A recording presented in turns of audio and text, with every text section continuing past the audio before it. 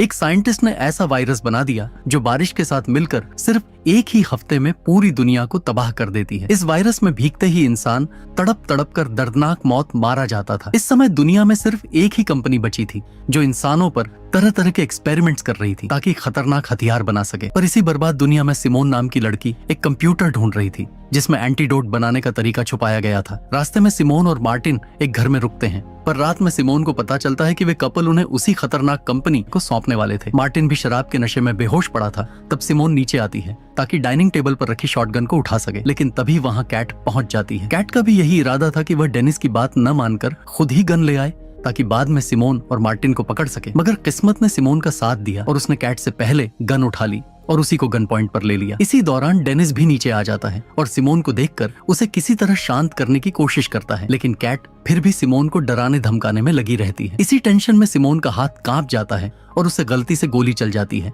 जिससे कैट की वहीं मौत हो जाती है। कैट को गिरते हुए देख डेनिस बुरी तरह भड़क उठता है और गुस्से में अपनी रिवॉल्वर सिमोन की तरफ तान देता है, लेकिन इससे पहले कि डेनिस ट्रिगर दबा पाता, मार्टिन वहां पहुंचकर उसे पकड़ लेता है। मार्टिन उसकी गन छीने हुए उसी को मार देता है। इन दोनों की मौत के बाद सिमोन और मार्टिन तुरंत वहां से भागकर जंगल में पहुंच जाते हैं। जंगल में पहुंचते ही सिमोन फूट फूट कर रोने लगती है क्योंकि पहली बार उसके हाथों किसी की जान गई थी और उसे डेनिस और कैट दोनों की मौत का भारी दुख था। तब मार्टिन उसे समझाता है कि अब दुनिया बर्बादी के द्वार से गुजर रही है और ऐसे समय में कभी कभी अपनी जान बचाने के लिए दूसरों की जान लेनी पड़ती है। धीरे धीरे सिमोन को भी उसकी बात समझ आने लगती है। अगले दिन दोनों वापस सिमोन के घर की ओर निकल पड़ते हैं। कुछ देर चलने के बाद वे सिमोन के पुराने टाउन में पहुंचते हैं। अपने बचपन वाली जगह देखकर सिमोन थोड़ी देर के लिए खुश हो जाती है, लेकिन जैसे ही वे उसके घर के पास पहुंचते हैं उनका दिल जोर से धड़कने लगता है क्योंकि घर के बाहर अपोलो के कई सोल्जर्स तैनात थे। तभी मार्टिन एक प्लान बनाता है। वह सोल्जर्स को सामने से डिस्ट्रैक्ट करेगा और सिमोन पीछे से अंदर जाकर फ्रेडरिक का कंप्यूटर उठाकर ब्रिज तक ले आएगी। सिमोन इस प्लान के लिए तैयार हो जाती है। जैसे ही सिमोन थोड़ी दूरी पर जाती है, मार्टिन सोल्जर्स पर फायरिंग कर देता है। किसी की मौत तो नहीं होती, लेकिन सोल्जर्स का ध्यान उसकी तरफ चला जाता है और वे सब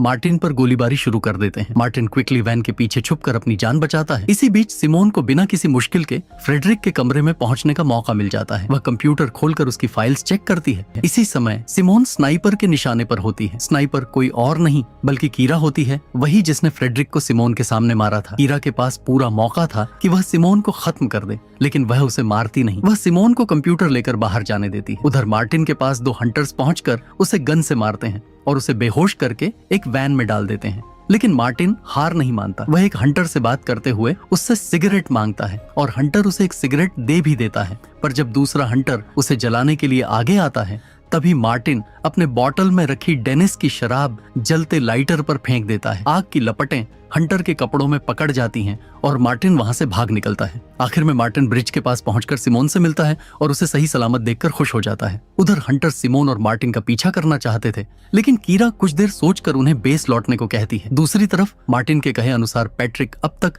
हर चीज का ईमानदारी से ध्यान रख रहा था। वह रोज पेट्रोल पर जाता और आसपास के पूरे एरिया को अच्छी तरह चेक करता था। इसी दौरान उसे स्टोरेज वाले कमरे के पास एक अजीब सा दरवाजा मिलता है। फाई को भी इस कमरे के बारे में कोई जानकारी नहीं थी, इसलिए वह पैट्रिक के साथ अंदर जाती है। वहां उन्हें एक बॉक्स मिलता है जिसके भीतर एक खतरनाक हाईटेक गन रखी होती है। शुरुआत में पैट्रिक को उसे चलाना नहीं आता, लेकिन थोड़ी कोशिश के बाद वह उसे ऑपरेट कर लेता है। ये गन शॉक वेव फेंकती थी और रिकॉइल इतना तेज था कि पैट्रिक खुद पीछे गिर पड़ता है। उसे यकीन ही नहीं होता कि इतनी खतरनाक चीज इस फैसिलिटी में मौजूद हो सकती है। वहीं दूसरी तरफ रेज़मस की मुलाकात सारा से होती है, जो उसके कमरे के पास वाले आइसोलेशन रूम में रहती थी। सारा हमेशा ऑक्सीजन मास्क लगाए रहती थी और बिना मास्क के वह जिंदा नहीं रह सकती थी। सारा उसे देखते ही कहती है कि रेसमुस ही उसके भाई याकूब का किलर है। उस दिन इसी वायरस के कारण याकूब और बाकी सबकी मौत उसकी आंखों के सामने हुई थी। अपने भाई की मौत के बाद सारा पूरी तरह टूट गई थी और उसने अपनी जान लेने तक की कोशिश की थी, लेकिन ऐसा कर नहीं पाई। बचपन से ही उसकी इम्यूनिटी बहुत कमजोर थी, जिससे उसे घर से बाहर भी नहीं जाने दिया जाता था। वायरस फैलने के बाद मिलिट्री वालों ने भी उसे सेफ जोन में रखने से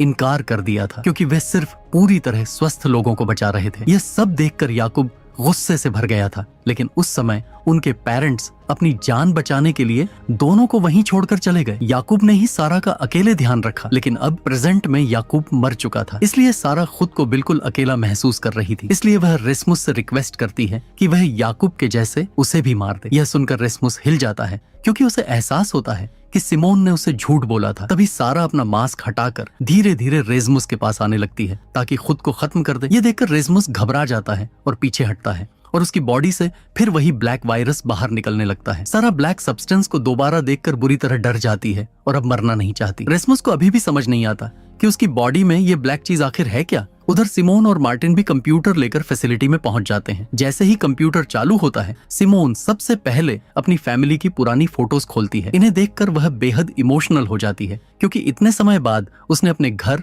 और अपने लोगों की यादें फिर से देखी थी। सिमोन खुद को संभालकर जल्दी से वायरस का मैप देखने लगती है। मैप देखकर फाई को पूरा यकीन हो जाता है कि इसकी मदद से वे लोग वायरस का एंटीडोट बनाने की कोशिश कर सकते हैं। यह सुनकर सिमोन को थोड़ी उम्मीद मिलती है, लेकिन उन्हें पता नहीं था कि कीरा और उसकी टीम ने पहले ही फ्रेडरिक के कंप्यूटर में जीपीएस और कैमरा लगा दिया था, जिसकी वजह से वे सिमोन और फाई की हर मूव को ट्रैक कर रहे थे। सिमोन और मार्टिन जब सिमोन के घर की तरफ जाते समय रास्ते में थे, तब भी कीरा उन्हें पकड़ सकती थी, पर उसने जानबूझकर नहीं रोका ताकि बाद में वे रेजमुस की सही लोकेशन तक पहुंच सके। फैसिलिटी की लोकेशन देखते ही कीरा कुछ सोचने लगती है, जिसका अंदाजा उसकी टीम को भी नहीं होता। उधर फाई और सिमोन एंटीडोट बनाने में लग जाती है। मैप की मदद से फाई को पता चल जाता है कि वायरस बहुत खतरनाक था और लगातार म्यूटेट करता रहता था। होस्ट डरता या खतरे में होता तो वायरस खुद ही सामने वाले पर हमला कर देता। यही वजह थी कि रेसमस के डरते ही लोग मर जाते थे और सिमोन और बाकी लोग इसलिए सुरक्षित थे क्योंकि रेसमस उनसे नहीं डरता था। फाई सिमोन को बताती है कि वायरस तेजी से बदल रहा था, इसलिए उन्हें जल्द से जल्द एंटीडोट तैयार करना ही होगा। अगर वायरस और म्यूटेट हुआ तो रेन वायरस से भी ज्यादा बड़ा खतरा बन जाएगा। दूसरी तरफ रेसमस को भी वायरस की असली नेचर समझ आ चुकी थी। वह मेडिटेशन करके उसे कंट्रोल करना सीख लेता है, लेकिन यह बात किसी को नहीं बताता। सिमोन के सामने वह वैसा ही नॉर्मल बिहेव करता है, लेकिन सारा के प्रति उसे लगाव होने लगा था, इसलिए वह उसके पास जाकर सब सच बता देता है। वह सारा के साथ वायरस को टेस्ट करने वाला था ताकि साबित हो सके कि वायरस को वह बिना किसी को चोट पहुंचाए कंट्रोल कर सकता है। सारा पहले डरती है लेकिन बाद में तैयार हो जाती है। इधर लिया और जीन छत पर होते हैं, तभी एक बॉक्स उनकी तरफ आता है। बॉक्स को छूते ही अपोलो कंपनी के मालिक का होलोग्राम दिखाई देता है। वह साफ कहता है कि रेसमस को 24 घंटे के अंदर उसके हंटर्स के हवाले किया जाए। उसके हंटर्स उनकी पूरी फैसिलिटी को घेर चुके थे। अगर उन्होंने रेसमस को नहीं सौंपा तो हंटर्स हमला कर देंगे और सबको खत्म कर देंगे। साथ ही वह यह भी धमकी देता है कि अगर वे उसकी बात नहीं माने तो वह उन वायरस कैप्सूल्स को एक्टिवेट कर देगा जो उसने पहले सिमोन की टीम को खिलाए थे। कैप्सूल्स एक्टिवेट होते ही सभी दर्दनाक मौत मारे जाते और फिर अपोलो आसानी से रेसमस को पकड़ लेता। ये सुनकर सब लोग डर जाते हैं। तभी मार्टिन फाई और सिमोन को जल्द से जल्द एंटीडोट तैयार करने को कहता है। इसके बाद मार्टिन से बात करते हुए पैट्रिक को शॉक वेव वाले वेपन की याद आती है, जिससे शायद अंदर मौजूद चिप्स को डीएक्टिवेट किया जा सकता था। इसलिए दोनों वेपन को सबसे पहले एक ड्रोन पर टेस्ट करते हैं। ड्रोन तुरंत बंद हो जाता है, लेकिन रिकॉइल की वजह से मार्टिन के हाथ में जोर का झटका लगता है। इसका मतलब था कि यह वेपन सच में काम कर सकता था। लेकिन जब वे दोबारा टेस्ट करने जाते हैं तो पता चलता है कि उसकी बैटरी खत्म हो गई है। बैटरी लेने के लिए पैट्रिक अकेले उसी कमरे में वापस जाता है। वहाँ उसे एक आदमी दिखाई देता है। पैट्रिक उस पर हमला करता है, लेकिन वो आदमी पलटकर पैट्रिक पर हमला करके वेपन छीन लेता है और पैट्रिक को खत्म करने ही वाला था। तभी पैट्रिक पास के दरवाजे का बटन दबा देता है। शॉक वेव दरवाजे से टकराकर वापस उसी आदमी पर लग जाती है, जिससे उसकी हालत खराब हो जाती है। दूसरी तरफ वाइब्रेशन की वजह से पैट्रिक भी जमीन पर गिरा रहता है। इधर सिमोन फाई के साथ मिलकर एंटीडोट बनाने में लगी थी। कड़ी मेहनत के बाद वे एक एंटीडोट बना लेते हैं, लेकिन जब उसे चूहे पर टेस्ट करते हैं तो चूहा तुरंत मर जाता है। इसका मतलब था कि एंटीडोट फेल हो गया है और उन्हें नया एंटीडोट बनाना पड़ेगा। उधर रेसमुस अपने प्लान के अनुसार सेरा को बाहर लाता है और उसे कहता है कि उसे गुस्सा दिलाए, क्योंकि जब भी रेसमुस को गुस्सा आता था या डर लगता था तब उसकी बॉडी से वायरस ओवरफ्लो होने लगता था और वह इसी को कंट्रोल करने की कोशिश कर रहा था। सारा उसे उसके भाई और कई मासूमों का किलर कहकर भड़काना शुरू करती है। शुरू में रेसमस वायरस को कंट्रोल कर लेता है, लेकिन अचानक वह कंट्रोल खो देता है और वायरस तेजी से बाहर आने लगता है। अब सारा की जान जाने वाली थी कि तभी सिमोन और बाकी सब वहां पहुंच जाते हैं। जैसे तैसे सिमोन रेसमुस से बात करती है और उसे शांत करती है। उसकी बात सुनकर रेसमुस धीरे धीरे वायरस को कंट्रोल कर लेता है और हालत संभल जाती है। रेसमुस के इस रूप को देखकर अब सभी को साफ समझ आ गया था कि याकूब और उसकी टीम की मौत के पीछे उसी का हाथ था और सिमोन ने सभी से इस बात को छुपाकर झूठ बोला था। इसी वजह से सभी लोग उससे नाराज थे और कोई भी उससे बात नहीं कर रहा था। सबसे ज्यादा दुख लिया को हुआ था, क्योंकि वह अपनी टीम को परिवार की तरह मानती थी। उसे समझ नहीं आ रहा था कि सिमोन ने उनसे सच क्यों छुपाया। इसी बात पर लिया जॉन से चर्चा करती है और फैसला लेती है कि वह आगे के सफर पर जॉन के साथ ही जाएगी, क्योंकि अब वह ऐसी टीम का हिस्सा नहीं रहना चाहती थी जहां उससे बातें छुपाई जाए। उधर मार्टिन भी सिमोन से बेहद गुस्सा था। सिमोन बार बार उसे अपनी बात समझाने की कोशिश करती है, लेकिन मार्टिन का मानना था कि रेसमस वाकई काबू से बाहर हो रहा है और उन्हें उसे अपोलो को सौंप देना चाहिए। सिमोन उसे समझाती है कि ऐसा करने पर अपोलो वाले रेसमस को मार डालेंगे, लेकिन मार्टिन उसकी एक भी बात नहीं सुनता और सिमोन को एक कमरे में लॉक कर देता है और इस फैसले पर लिया और बाकी टीम से चर्चा करने जाता है कि रेसमस को अपोलो को देना चाहिए या नहीं। लेकिन लिया यह सुनते ही साफ मना कर देती है। उसका कहना था कि चाहे सिमोन ने कितनी भी बड़ी गलती क्यों न की हो, लेकिन वह अपने किसी भी टीममेट को उस कंपनी को नहीं सौंप सकती जिसने उनके पिता की जान ली थी। सिमोन के लैब में लॉक होने की बात सुनकर लिया तुरंत उसके पास पहुंचती है। वहां सिमोन बताती है कि उसे अब लग रहा है कि एंटीडोट का सही तरीका मिल गया है और इस बार वह इसे पूरा कर सकती है। लेकिन जब वह दोनों रेसमुस को बताने के लिए जाते हैं तो पता चलता है कि रेसमुस तो सारा के साथ वहां से निकल चुका है। दरअसल सारा ने मार्टिन और लिया की बातें सुन ली थी और उसे लगा कि मार्टिन किसी भी हालत में रेसमुस को अपोलो को सौंप देगा। इसी डर से सारा रेसमुस को लेकर चुपचाप निकल जाती है। दोनों एक नया सफर शुरू कर देते हैं और अपोलो हंटर से बचने के लिए जंगल के उस रास्ते से जाते हैं जिसके बारे में किसी को ज्यादा जानकारी नहीं थी। ये सब जानकर सिमोन और बाकी सभी बहुत परेशान हो जाते हैं। मार्टिन उसे संभालते हुए तुरंत रेसमुस को ढूंढने का फैसला करता है, लेकिन सिमोन असल में अकेले ही निकलने की सोच रही थी। लेकिन फैसिलिटी से बाहर जाने से पहले ही साइंटिस्ट फाई और मार्टिन अपना सामान लेकर उसके पास आ जाते हैं। दोनों चाहते थे कि सिमोन अकेले बाहर जाकर किसी मुसीबत में न फंसे, इसलिए अब सिमोन को मजबूरन उनके साथ ही सफर जारी रखना पड़ता है। उधर रेसमुस और सारा भी जंगल के रास्तों से होते हुए जैसे तैसे अपोलो के गार्ड से बचकर आगे निकल जाते हैं। दूसरी तरफ पैट्रिक अब होश में आता है। वह उस मरे हुए घुसपैठिए की तलाशी लेता है जहां उसे कई मेमोरी कार्ड मिलते हैं। इसी कार्ड के लिए वह घुसपैठिए फैसिलिटी में आया था। पैट्रिक इन मेमोरी कार्ड में मौजूद वीडियो और फोटो देखने लगता है। तब उसे पता चलता है कि फैसिलिटी का असली ऑनर याकूब अपने साथियों पर एक्सपेरिमेंट कर रहा था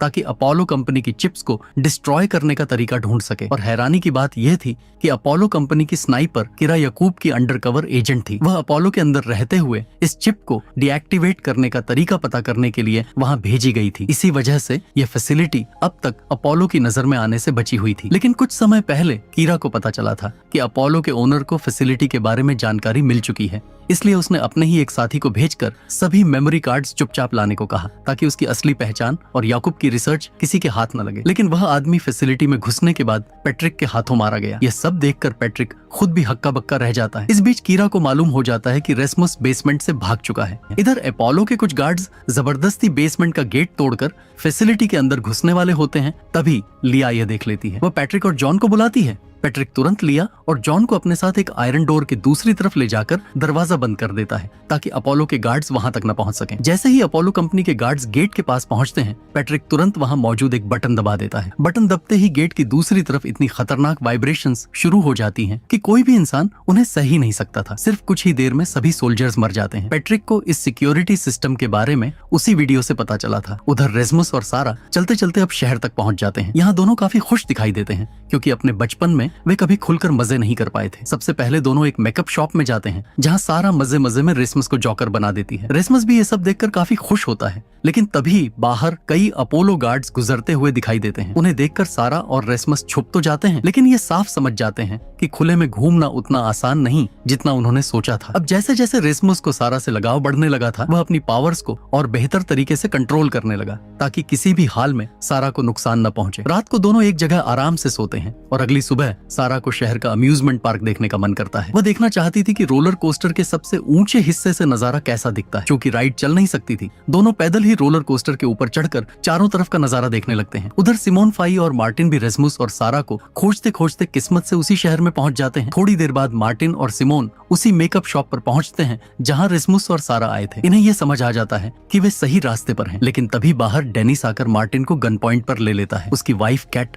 सिमोन की वजह से मारी गई थी। तब मार्टिन ने भी डेनिस को सिर्फ पैर में गोली मारकर जिंदा छोड़ा था और डेनिस उसी का बदला लेना चाहता था। वह सिमोन और मार्टिन को पकड़कर उनसे रेसमुस का पता पूछता है। सिमोन और मार्टिन उसे बताते हैं कि रेसमुस भाग चुका है और वे भी उसे ढूंढ रहे हैं। यह सुनकर डेनिस गुस्से में दोनों को मारने ही वाला था कि मार्टिन उसे रोकते हुए कहता है कि वह भी रेसमुस को ढूंढने में उसकी मदद करेगा। डेनिस इस बात पर मान भी जाता है, जिससे सिमोन अकेली रह जाती है और वह बाहर चली जाती है। कुछ देर बाद फाई अचानक डेनिस को गन पॉइंट पर ले लेती है। मार्टिन ने डेनिस की गन भी छीन ली थी, लेकिन फिर भी उसे मारा नहीं। अब मार्टिन सिमोन और और फाई रेस्मुस को ढूंढने के लिए आगे बढ़ जाते हैं। उधर सारा और रेस्मुस अभी भी रोलर कोस्टर के ऊंचे हिस्से पर बैठे थे। अचानक सारा अपनी एक और दुख भरी बात बताती है कि आज तक किसी लड़के ने उसे किस नहीं किया। रेस्मुस ये सुनकर थोड़ा शर्माता है, लेकिन सच तो यह था कि वह भी उसे किस करना चाहता था, लेकिन रेस्मुस उसे मना कर देता है, क्योंकि अगर उसने सारा को किस किया तो उसके अंदर मौजूद वायरस की वजह से सारा भी इन्फेक्टेड हो सकती थी। यह सुनकर सारा नाराज होकर उसी राइड से कूदकर अपनी जान देने वाली थी, लेकिन रेस्मुस उसे किसी तरह रोककर समझाता है कि जैसे ही उसके बॉडी से वायरस निकल जाएगा वे दोनों साथ में हर चीज करेंगे जो एक लड़का लड़की करते हैं। रेस्मुस की इस बात पर सारा मान जाती है, लेकिन तभी सिमोन, मार्टिन और फाई वहां पहुंच जाते हैं और रेस्मुस और सारा को अपने साथ चलने को कहते हैं। मगर तभी अचानक कीरा भी वहां आकर उन्हें गन पॉइंट पर पकड़ लेती है, क्योंकि कीरा भी दुनिया को बचाने के लिए रेस्मस को अपोलो कंपनी के हवाले करना चाहती थी। लेकिन उसकी इस हरकत से रेस्मस इतना गुस्सा हो जाता है कि उसके अंदर का वायरस बाहर निकलकर कीरा पर हमला करने की कोशिश करता है। कीरा बड़ी मुश्किल से अपनी जान बचाकर वहां से भाग जाती है। इसके बाद रात में सभी जंगल में बैठकर आराम करते हैं। इस दौरान फाई को भी लगने लगता है कि शायद रेस्मस को अपोलो कंपनी के हवाले करना सही फैसला नहीं होगा, लेकिन मार्टिन अभी भी रेस्मस को अपोलो के ओनर तक पहुंचाना चाहता था। इसी बात पर उसका और सिमोन का झगड़ा हो जाता है और गुस्से में मार्टिन अपना सामान उठाकर अकेले ही रिसर्च फैसिलिटी पहुंच जाता है। वहां पैट्रिक उसे मिलकर अब तक की सारी सच्चाई बताता है। पैट्रिक की बातें सुनकर मार्टिन खुद भी हैरान रह जाता है। इसी बीच पैट्रिक को वीडियोस में एक और रिकॉर्डिंग मिलती है, जिसमें पास ही मौजूद अपोलो कंपनी की एक अलग फैसिलिटी का जिक्र होता है। वहां ऐसी मशीन थी जिससे इंसान अपने बॉडी के अंदर मौजूद कैप्सूल को निकाल सकता था, यानी वे लोग क्वारंटीन एरिया से बाहर जा सकते थे। ये जानकारी मिलते ही पैट्रिक और मार्टिन उस लैब की तरफ निकल जाते हैं। थोड़ी देर बाद सिमोन और उसके साथी भी रिसर्च फैसिलिटी पहुंच जाते हैं। मार्टिन के पैट्रिक के साथ चले जाने की बात सुनकर सिमोन भले ही गुस्सा थी, लेकिन रेस्मस को ठीक करने के लिए वह मार्टिन को खोने के लिए भी तैयार थी। इसलिए वह इस पर ध्यान न देकर सीधे एंटीडोट बनाने में जुट जाती है। इस बार वह पूरी तरह सही ढंग से काम कर रही थी। फिर भी सिमोन को अपने पिता फ्रेडरिक की आखिरी बात याद थी कि अगर एंटीडोट फेल हो जाए तो उन्हें रेस्मुस को मारना ही पड़ेगा। इसीलिए सिमोन सारे इंग्रेडिएंट्स को एक बीकर में मिलाकर उसे मशीन में रख देती है, जिसे पूरी तरह बनने में अगली सुबह तक का समय लगने वाला था। उधर जब से रेस्मुस को एंटीडोट के बारे में पता चला था, वायरस की वजह से वह बहुत अजीब महसूस कर रहा था। उसे बार बार अपने बचपन का रूप दिखाई दे रहा था, जो उसे एंटीडोट लेने से रोक रहा था, क्योंकि इससे वायरस की पावर कम हो सकती थी। हालांकि रेस्मुस खुद भी जल्दी ठीक होकर सारा के साथ रहना चाहता था, लेकिन अपने बचपन के हेल्यूसिनेशंस को बार बार देखने की वजह से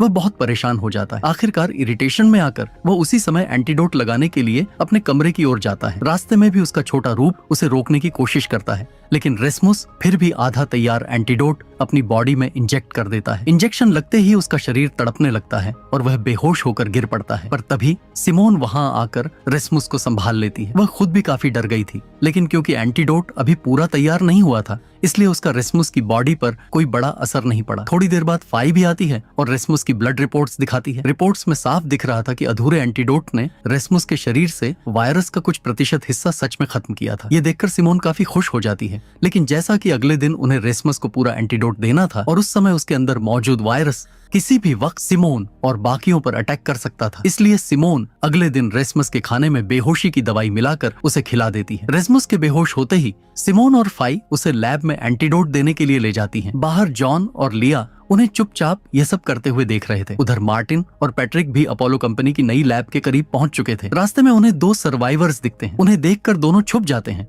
लेकिन तभी अपोलो के गार्ड्स आकर उन सर्वाइवर्स को पकड़ लेते हैं। मार्टिन और पैट्रिक चुपके से उनका पीछा करते हुए कुछ ही देर में वे लैब तक पहुंच जाते हैं। सबसे हैरानी की बात यह थी कि वहां किसी भी तरह की सिक्योरिटी मौजूद नहीं थी, इसलिए वे आसानी से अंदर चले जाते हैं। लैब के अंदर कई शील्डेड कैबिन्स थे जहां एक्सपेरिमेंट्स किए जाते थे और हर कैबिन में अलग अलग वायरस सैंपल्स रखे हुए थे। वह पैट्रिक को लेकर वहां से बाहर निकलने ही वाला था कि तभी पास से किसी के चीखने की आवाज आती है। आवाज का पीछा करते हुए जब वे एक कैबिन के अंदर पहुंचते हैं तो दोनों दंग रह जाते हैं, क्योंकि वहां एक आदमी था जिसकी बॉडी को वायरस आधे से ज्यादा खा चुका था। उसी वक्त एक रिसर्चर उसके पास आकर एक सिरिंज इंजेक्ट करता है। पैट्रिक और मार्टिन रिसर्चर के बिल्कुल सामने खड़े थे, लेकिन रिसर्चर उन पर ध्यान नहीं देता। उसे अपोलो के ओनर ने लंबे समय से एंटीडोट बनाने के लिए वहां बंद किया हुआ था। उसकी कोशिशों के बावजूद उसका बनाया कोई भी एंटीडोट काम नहीं कर रहा था। अभी जो एंटीडोट उसने इंजेक्ट किया था उसका रिजल्ट करीब 2 मिनट में मिलने वाला था। रिसर्चर से बात करने पर मार्टिन और पैट्रिक को पता चलता है कि जितनी बार वे वायरस को एंटीडोट से खत्म करने की कोशिश करते,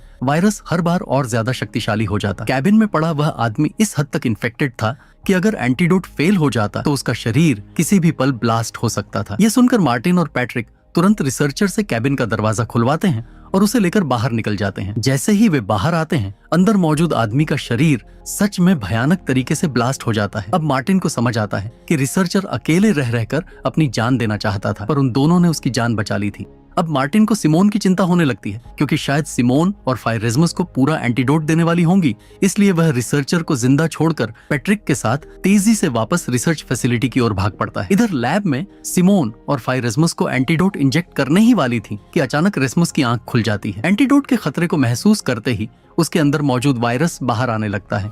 इस बार उसका कंट्रोल बिल्कुल टूट चुका था। वायरस इतना एग्रेसिव हो गया कि सिमोन की जान बस जाने ही वाली थी। तभी लिया अचानक लैब में घुस आती है। वायरस तुरंत उसका पीछा करने लगता है और उसे मार डालता है, लेकिन उसी मौके का फायदा उठाकर वह रेसमस को एंटीडोट इंजेक्ट कर देती है। इंजेक्शन लगते ही रेसमस बेहोश हो जाता है, पर अब तक लिया की मौत हो चुकी थी। लिया की मौत से जॉन पूरी तरह टूट जाता है, क्योंकि लिया ही दुनिया में एकमात्र इंसान थी जो उसे सच्चे दिल से समझती थी। रेसमस को कुछ समय के लिए एक क्वारंटीन कमरे में रखा गया, जहां होश आने पर वह सीधे लिया की कब्र पर जाकर जॉन से माफी मांगने लगता है, लेकिन जॉन उससे कोई जवाब नहीं देता। उधर फाई जब रेसमस के नए ब्लड सैंपल्स पर टेस्ट करती है तो उसे पता चलता है कि रेसमस की बॉडी में वायरस का एक भी अंश बाकी नहीं है। ये देखकर वह खुशी से सिमोन को बताती है। सिमोन तुरंत रेसमस को यह खुशखबरी देने दौड़ पड़ती है, लेकिन जॉन के कमरे के पास पहुंचने पर उसे पता चलता है कि कुछ सर्वाइवर्स फैसिलिटी में घुस आए हैं और उन्होंने रेसमस को पकड़ लिया है। असल में रेसमस जॉन से माफी मांगकर सारा के पास चला गया था। तभी दो सर्वाइवर्स जॉन को रेसमस के बारे में पूछते हैं। लिया की मौत से गुस्से में जॉन उन्हें तुरंत सब कुछ बता देता है, इसलिए वे दोनों अंदर जाकर सारा को पकड़ लेते हैं। लेकिन कुछ दूरी पर जाकर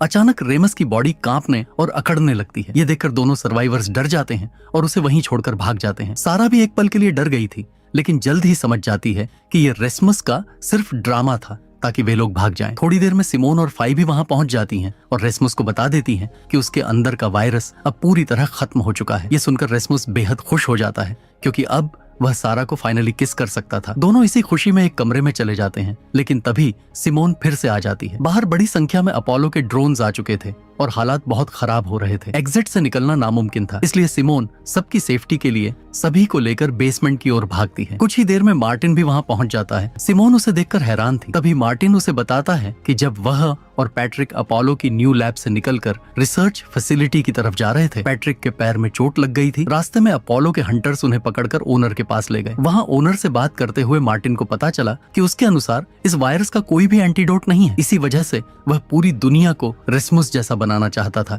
ताकि हर इंसान वायरस को कंट्रोल कर सके। यह सुनते ही मार्टिन ने साफ कह दिया कि वह रेसमस के बारे में कुछ नहीं बताएगा। इस पर ओनर ने दोनों को मरवाने का फैसला किया, लेकिन उन्हें खत्म करने की जिम्मेदारी कीरा को दी गई थी। कीरा ने उन्हें अकेले में ले जाकर वहां से भाग जाने को कहा। कीरा बताती है कि ओनर की हंटर्स आर्मी लगभग खत्म हो चुकी है, इसलिए वह अब सर्वाइवर्स को अपने साथ ले रहा है। उसका प्लान था कि वह काफी सारे सर्वाइवर्स को लेकर रिसर्च फैसिलिटी में प्रवेश करेगा और रेसमस को पकड़ लेगा। क्योंकि सिमोन और उसकी टीम सर्वाइवर्स को नुकसान नहीं पहुंचाते, ओनर इसका फायदा उठा रहा था। यह सुनकर मार्टिन और चिंतित हो जाता है। वह मेन गेट से फैसिलिटी में नहीं जा सकता था, इसलिए कीरा उसे एक सीक्रेट रास्ता बताती है, जहां से वह याकूब के बेसमेंट तक जाया करती थी और जिसके बारे में किसी को पता नहीं था। इसी बीच काफी सारे सर्वाइवर्स फैसिलिटी में पहुंच जाते हैं और रेसमस की तलाश शुरू कर देते हैं। वहीं जॉन भी गुस्से में कंट्रोल रूम में जाकर स्पीकर से सिमोन और रेसमस को पुकारता है, क्योंकि वह भी रेसमस को खत्म करना चाहता था। मार्टिन जॉन को रोकने के लिए कंट्रोल रूम की ओर बढ़ता है और बाकी सबको आगे जाने को कहता है। तभी जॉन एक्सट्रीम वाइब्रेशन वाला डिवाइस ऑन कर देता है,